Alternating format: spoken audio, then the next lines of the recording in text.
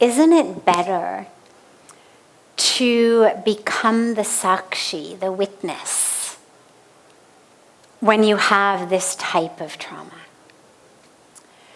So, in the highest, deepest spiritual practice, absolutely, being that sakshi, that witness, anchoring in witness consciousness, anchoring in that pure awareness is absolutely where we are all going. It's why we meditate. It's why we practice mindfulness. It's why we learn to work with the mind and the thoughts so that we are able to realize, I'm not my anger.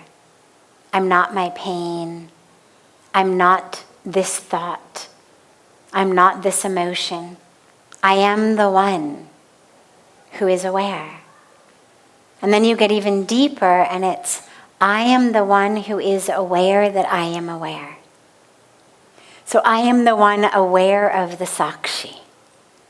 A step even deeper. Here's the dilemma on a practical level.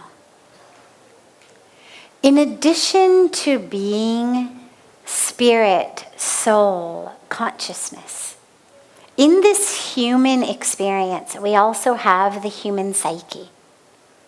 Our whole psychological, mental, emotional makeup, and our minds, and all of the chemical and electrical behavior in our minds. And the dilemma with the sakshi in the beginning of trauma. Yes, years later when we are still over-identified with it, it's a very, very important teaching, a very powerful teaching. In the early days, though, the dilemma becomes that instead of real sakshi, what we tend to do is something that's much cheaper and much more harmful, called dissociation. And that's not spiritual. But it comes very easily. This is the whole kind of spiritual bypass issue. Is I've got trauma, but I'm not going to think about it. I'm just going to sing kirtan, be the witness, live essentially, sort of 2 feet from the ground. And the dilemma with that is that what you find is the trauma doesn't actually go away. It sits there and it festers. And you may have beautiful kirtan and beautiful bhajan and even beautiful meditation. But the minute that you find yourself actually having to interact with real human beings on planet Earth, in a family, in a job, in a community, you're going to find yourself constantly triggered. You're going to find yourself unable to move through life in the world without being triggered. And this is that spiritual bypass, which is essentially, I've got work to do on an emotional level, but I'm not going to do it. I'm going to just pretend that because I've had a powerful spiritual experience, or because I can reach that state of sakshi in meditation or whatever, that I'm somehow done. But if you've suffered severe trauma, that's the equivalent of having a deep wound inside of you that, just like a broken leg, if left untreated, you're going to limp your whole life. There's going to be some very powerful way in which you are not able to actually step up to the plate of your life and embrace the fullness of what your life has to offer. And so for real trauma, not the colloquial, trendy use of trauma these days where, kind of everything has started getting lumped into trauma because it's become a word that sells these days. But I mean real trauma. I mean things like sexual abuse, rape, loss of a parent when you were very young. If you had a parent die before you were 20, especially if you were younger than 10, childhood violence, witnessing severe violence as a child.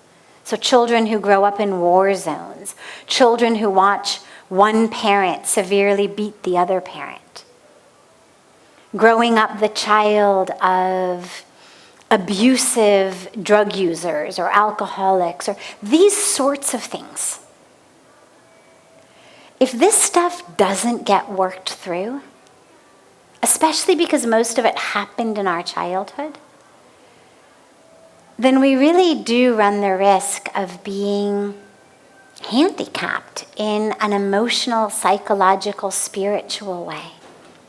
So that stuff does actually need to be worked through and healed, but then it needs to be let go. Again, going back to the personal, a couple of years after I came to India, after I had had the very powerful experiences of healing and awakening and letting go and transformation, a couple of years later, I was speaking with Puja Swamiji, and I just casually, not even in a very emotionally ridden way, but just really casually made reference to the fact that I was, a survivor of abuse and therefore blah, blah, blah, whatever I had said. And he looks at me very casually and he says, "When are you going to stop talking about that?" My initial response was, "Oh my God. Like, what do you mean? Why am I supposed to stop talking about that? This was my life. This was trauma." But I realized on a very deep level, this is the grace of the Guru. This is the vision of the Guru. This is Guru Kripa that we talk about. Because what he knew was, she's not actually traumatized anymore. She's healed from the trauma. She's worked through the trauma. She's done with that. Now this is just pattern of identification. It's no longer a wound. She doesn't need to limp. Now she's just limping out of habit. Her leg is healed. She actually can walk properly. But she needs to stop thinking of herself as handicapped in some way. And so we need both. We need to do the healing, and then we need to let go. And that's when we can then really step into the witness consciousness of just being aware of those thoughts when they arise. Oh yeah, that's just a pattern from a being who was injured, but who no longer is me. But they have to go in that order. Otherwise you get dissociation, you get spiritual bypass, you get denial and repression. And that doesn't serve anybody. And it's certainly not a spiritual solution.